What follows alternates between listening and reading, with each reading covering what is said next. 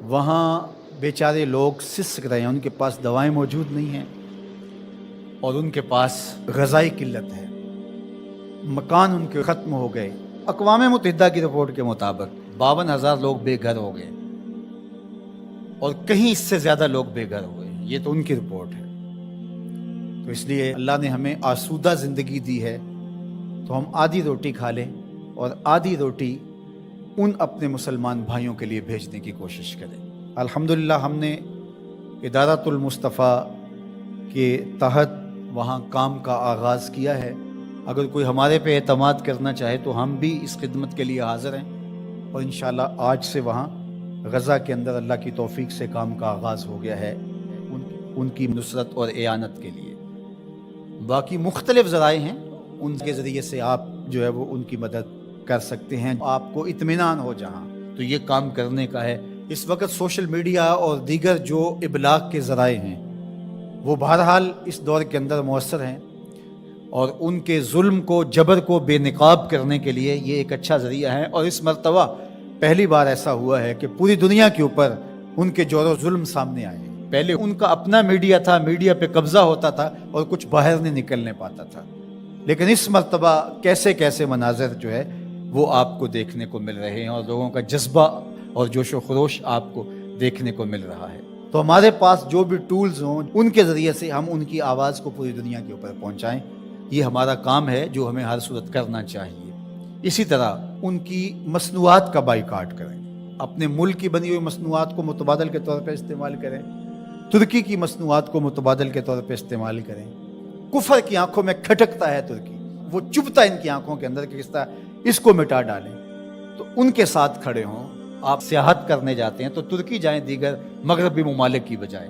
ترکی میں انبیاء کی قبور موجود ہیں، صحابہ کی قبور موجود ہیں، اور ترکی میں اصحاب کہف کا غار ہے، ہماری تاریخ ہے ترکی میں بہت ساری، تو وہاں دیکھیں اور وہاں ان کے لوگوں کا جذبہ اور ان کا ایمان اور ان کا اخلاق، پھر پاکستانیوں سے جس طرح وہ ٹوٹ کے محبت کرتے ہیں۔ ترکی کی مصنوعات کو استعمال کریں، دیگر بلاد اسلامیہ کی مصنوعات کو استعمال کریں، پاکستان کی مصنوعات کو استعمال کریں، معیار میں کم ہی کیوں نہ ہوں، کوئی بات نہیں ہے، مصنوعات جو ہیں وہ اپنے ملک کی، اپنے وطن کی استعمال کریں۔ تو بائیکاٹ کریں گے تو انشاءاللہ اس سے ان کو مالی نقصان ہوگا اور جو ہے وہ مسلمانوں کو اس کا فائدہ ہوگا۔ اسی طرح جو ہے وہ ان کی اخلاقی مدد کریں، جو صحافی ہیں وہ ان کے لیے لکھیں، جو بولنے والے ہیں علماء وہ تقریروں میں، تحریروں میں، گفتگو میں لوگوں کو اویئرنیس دیں۔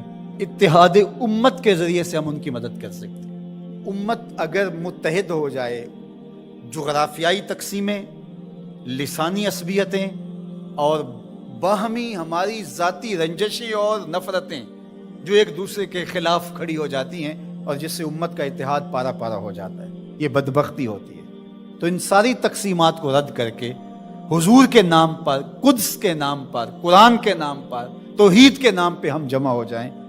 الکفر ملت واحدہ، سارا کفر ایک ملت ہے، تو مسلمان کیوں جمع نہیں ہو سکتے ہیں؟ حضور کے نام پہ سب جمع ہو جائیں۔ امت کی وحدت اس بات کا پیغام ہے کہ دشمن کے چھکے چھوٹ جائیں۔ میں اپنے ساتھ جڑے ہوئے تمام لوگوں کو کہتا ہوں، اپنی اولادوں کو بہت اچھا پڑھائیں، ان کی دینی تربیت آخری حد تک کریں، اور ان کی جو دنیاوی تعلیم ہے اس کو بھی بہتر سے بہترین انداز میں آگے لے کے جائیں۔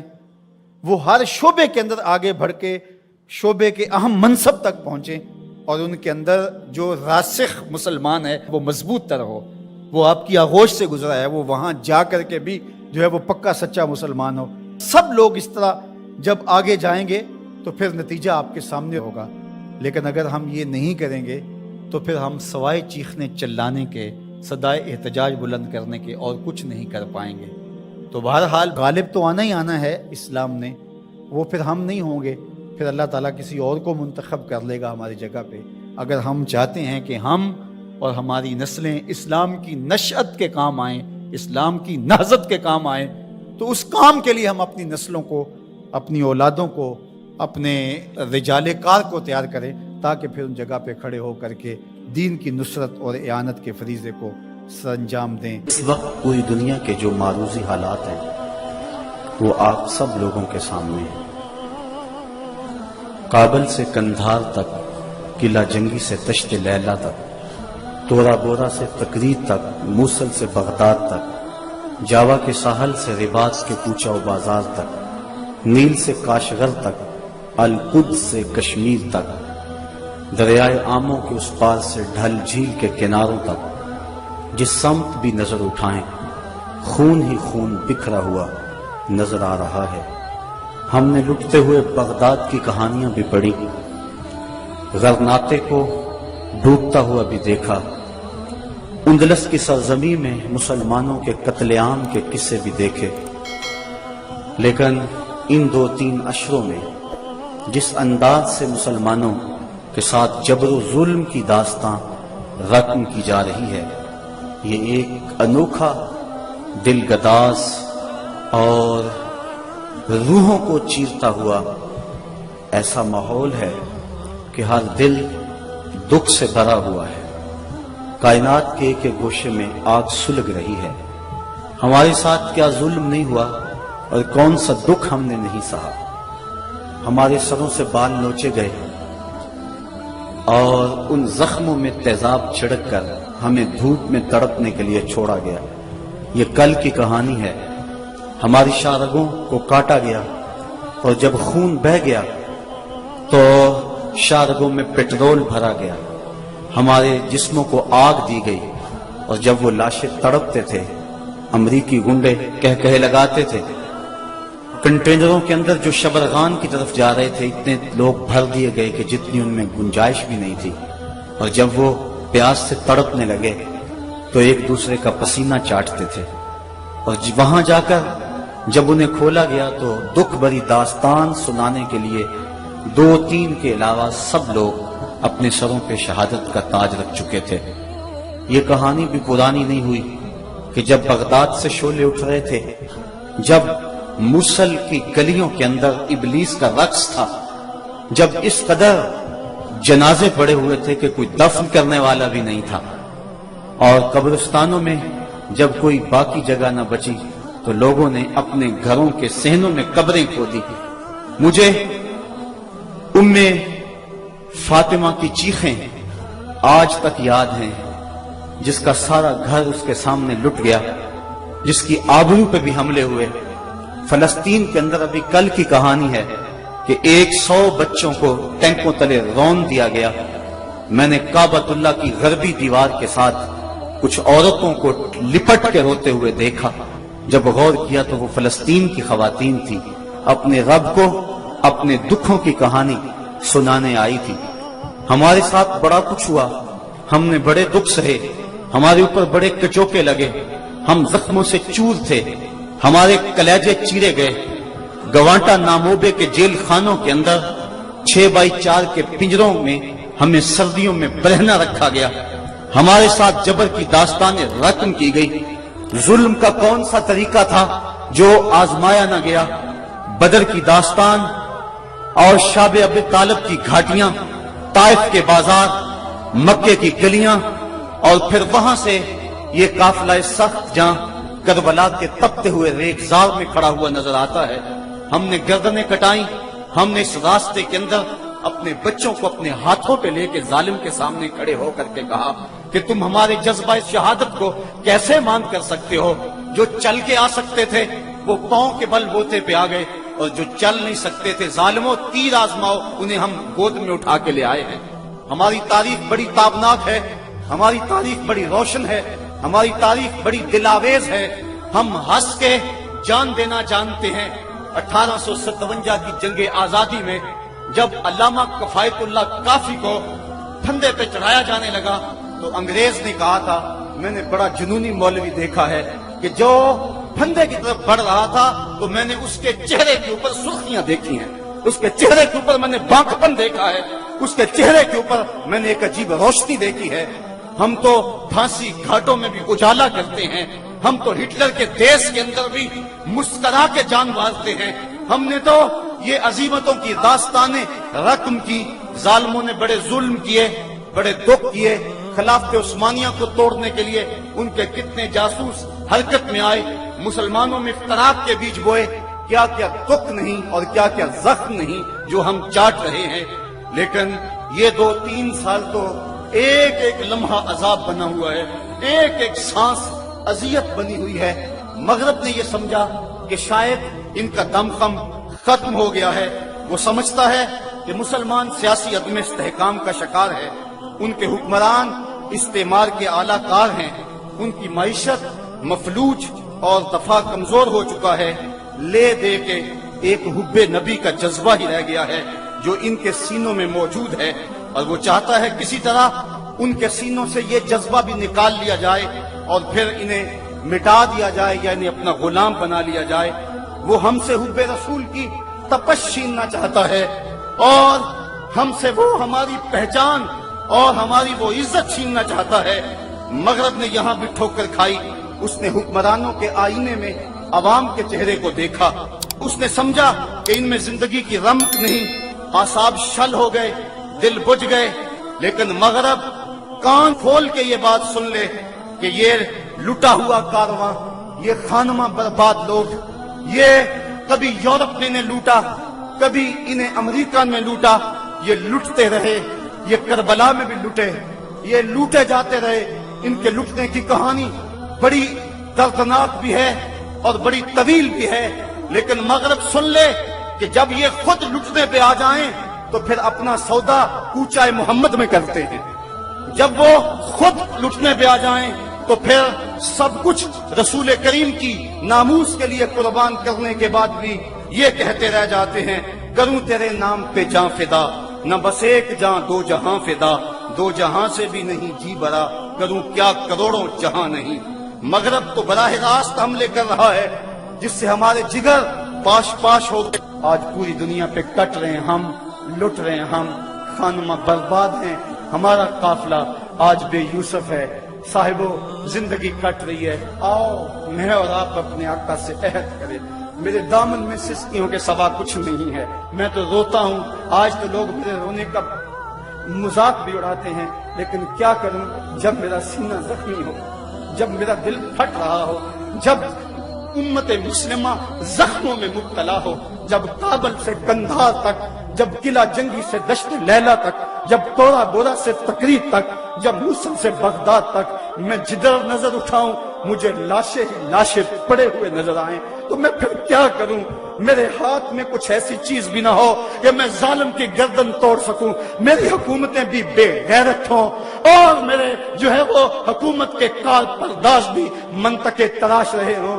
جب بزدلی کو اعتدال پسندی کہا جا رہا ہو، جب بے غیرتی کو روشن خیالی کے نام دیے جا رہے ہوں، جب جہاد کو دب جانے کو کمپرومائز کہا جا رہا ہو، جب بدی سے مفاہمت کر لی گئی ہو، اور جب ہم زمینی حقائق کی بات کرتے کرتے اپنے نبی کی توہین کو بھی برداشت کرنے کے لیے تیار ذہن کر رہے ہوں، تو اس دور کے اندر بتاؤ میرے پلے کیا ہے؟ میں کیا کروں؟ میرے دامن میں اور کیا ہے؟ میں روؤں گا، میں دن کو بھی روؤں گا، میں رات کو بھی روؤں گا، میں جھولی پھیلا کے گنبد خضرا کے متین سے فریاد کروں گا کہ تجھ سے فریاد ہے اے گنبد خضرا والے، کعبے والوں کو ستاتے ہیں کلیسا والے۔ مجھے ایک صاحب کہہ رہے تھے جناب آؤ عمرے کو چلیں، میں نے کہا 6 سال قبل گیا تھا، اب مجھے حوصلہ نہیں پڑ رہا، میں کون سا منہ لے کے آقا کے سامنے جاؤں گا، میں کون سا جو ہے وہ منہ لے کر حضور کو دکھاؤں گا؟ آقا تیرے دشمن تو دندنا رہے ہیں، تیری حرمت پہ حملہ کرنے والے تو دندنا رہے ہیں، میں کیا کروں گا؟ میں کیسے جاؤں گا؟ صاحبو، زندگی کٹ رہی ہے، میں اور آپ موت کے لمحہ لمحہ قریب ہو رہے ہیں، موت تو آ ہی جائے گی، بہتر نہیں ہے کہ کوچہ محمد میں آئے، موت تو آنی ہے، مجھے مت ڈراؤ۔ لوگ کہتے تھے یہ خوفناک دور ہے، بم پھٹ جائے گا، کوئی کچھ کہہ رہا تھا، کوئی کچھ کہہ رہا تھا، میں نے کہا میں تو ڈھونڈ رہا ہوں موت کو، موت کو کہیں ڈھونڈ کے لاؤ، میں تو لمحہ لمحہ موت کے پیچھے بھاگ رہا ہوں، لیکن جب تک موت نہیں آنی اتنی دیر تک تو میں منتظر رہوں گا۔ کیا اب بھی کوئی جینے کا جواز باقی رہ گیا ہے؟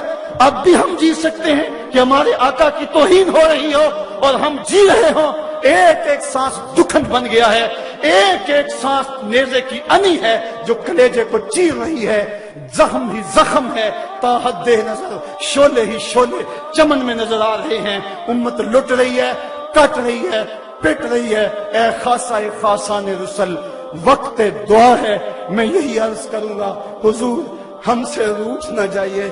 ہم نے غلطیاں کی, ہم نے زیادتیاں کی, ہم نے آپ کی سنت سے منہ موڑا, ہم نے دشمنوں کی سی شکلیں بنائی, ہم نے جو آپ کی سنت کو کٹا کر نالیوں میں بہایا, ہم نے اپنے سروں کی مانگیں یہود و نصارہ کی طرز پہ سجائیں, ہم نے اپنی محافل کو حنوت کے طرز زندگی کے مطابق بنایا, ہم نے رسمیں حنا کے نام سے, ہم نے فیسٹیول کے نام سے بے حیائی پھیلائی, ہم نے مخلوط تعلیم کا ڈھونگ رچایا, ہم نے کیا کچھ نہیں کیا. تیرے دین کا جو ہے وہ حولیہ بگاڑ کے رکھ دیا. ہم خانقاہوں میں تھے تو صرف حق ہو میں لگے رہے, ہم منبر و محراب میں تھے تو ہمارے حجرے غیبت کی بدبو سے متعفن رہے, اور ہم اگر جو ہے وہ تاجر تھے تو ہم لوگوں کو لوٹنے کے چکر میں رہے, اگر طالب علم تھے تو بسوں کو وٹے مارتے رہے, اگر ہم استاد تھے تو ہم شاہی بچوں کو خاک بازی کا سبق پڑھاتے رہے. آج ہم نے آپ کے دین پہ اس کڑے وقت کے اندر جو تقاضے تھے ان کو پورا نہ کیا. ہمیں اقرار ہے, ہمیں 100 بار اقرار ہے.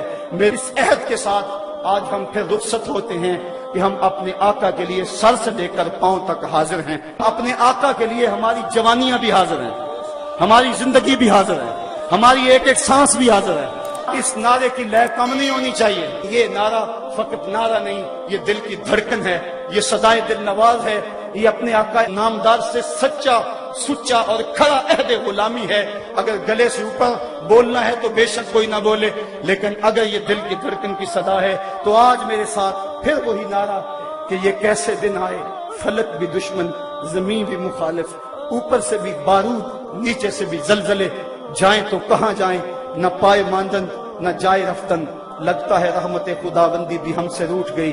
گناہگاروں کے کریم آقا, غریب نواز آقا, بندہ نواز آقا, ہم سے بھول ہوئی, ہمیں اقرار ہے ہم سے بھول ہوئی, ہمیں معاف کر دیں, ماضی کی خطاؤں سے درگزر کریں. اس کے بعد وعدہ کرتے ہیں آئندہ زندگی کی ایک ایک سانس آپ کے نام ہوگی, زندگی کا ایک ایک لمحہ آپ کے نام ہوگا. حضور ہم جئیں گے تو آپ کے لیے, ہم مریں گے تو آپ کے لیے, ہماری سانسیں آپ کے نام وقف رہیں گی. لبیک یا رسول اللہ. حضور ہم حاضر ہیں, حضور ہم حاضر ہیں, حضور ہم حاضر ہیں, ہمارے دل بھی حاضر ہیں, ہماری جان بھی حاضر ہے, ہماری نسلیں بھی حاضر ہیں. لبیک یا رسول اللہ, لبیک یا رسول اللہ, لبیک یا رسول اللہ. ہم مغرب کے کلچر کا بائیکاٹ کرتے ہیں. آج کے بعد داڑھی نہیں مڈوائیں گے, آج کے بعد مغربی لباس نہیں پہنیں گے, رسم حنا کا بائیکاٹ کریں گے, مغربی تہذیب و تمدن کا بائیکاٹ کریں گے, مغربی مصنوعات کا بائیکاٹ کریں گے. آقا جئیں گے تو تیرے لیے, مریں گے تو تیرے لیے. یہ قافلہ اب یہاں سے نکلے تو لبیک یا رسول اللہ کے نعرے لگاتا ہوا نکلے. اللہ آپ کو سلامت رکھے. پورے زور سے لبیک یا رسول اللہ, لبیک یا رسول اللہ, لبیک یا رسول اللہ, لبیک یا رسول اللہ, لبیک لبیک یا رسول اللہ, لبیک. نعرہ تکبیر, نعرہ رسالت, نعرہ رسالت. اے اللہ شام کے اندر مسلمان جو ظلم, جبر اور عالمی طاقتوں کی بربریت کا شکار ہو رہے ہیں, ان کے بچے ذبح کیے جا رہے ہیں اور عورتیں بے آبرو ہو رہی ہیں, اپنے کرم سے اے اللہ شام کے مسلمانوں کی مدد فرما, اور اپنا خاص کرم پورے عالم اسلام کے شامل حال فرما. اس پوری کائنات کے اندر ایک انچ بھی ایسی نہیں ہے جہاں آتش و آہن برستا ہو اور وہ کفار کی سرزمین ہو. جہاں بھی آتش و آہن برستے ہیں وہ دل اہل ایمان کی ہے. تیرے رسول کی امت گلی گلی یا رسول.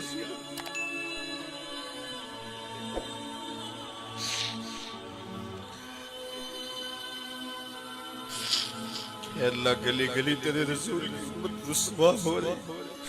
اب ایک عافیہ صدیقی کو روتے تھے, آج گلی گلی بیٹیاں کسی محمد بن قاسم کو پکار رہی ہے, ان کی کوئی سننے والا اللہ میں نے آنکھوں کے ساتھ ان بیٹیوں کو روتے ہوئے سسکتے ہوئے اور ٹانگوں سے لپٹتے ہوئے دیکھا ہے جن کے ماں باپ کا سایہ ان کے سروں سے اٹھ گیا. میرے مالک تیرے رسول کے دین کے باندھنے والے آج اے مالک مجھے فریاد ہے, فریاد ہے مالک, تمہارے پاس آنسوؤں کے سوا کچھ نہیں ہے مالک.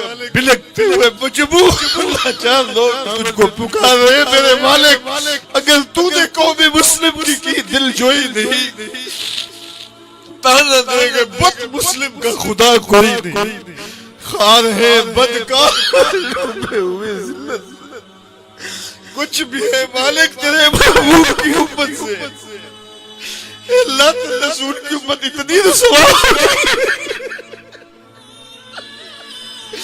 کافر دنیا میں عیش و عشرت کر رہے ہیں, ان کے جانوروں بلیوں کو بھی زخم آئے تو اٹھا کے ہسپتال لے جایا جاتا ہے, اور تیرے رسول کی امت کی بیٹیاں کاٹ دی جاتی اور بچے بلکتے ہیں, ان کے سر پہ کوئی شفقت کا ہاتھ رکھنے والا نہیں. مالک کوئی محمد بن قاسم دے دے, کوئی محمد بن قاسم, کوئی صلاح الدین ایوبی دے دے. اے اللہ اب یہ منظر نہیں دیکھے جاتے, اے اللہ کلیجے پھٹ رہے ہیں, روحیں بے چین ہیں. اس امت کو کوئی کھویا ہوا بیکار عطا فرما دے. تجھ سے فریاد ہے اے گنبد خضرا والے, کعبے والوں کو ستاتے ہیں کلیسا والے.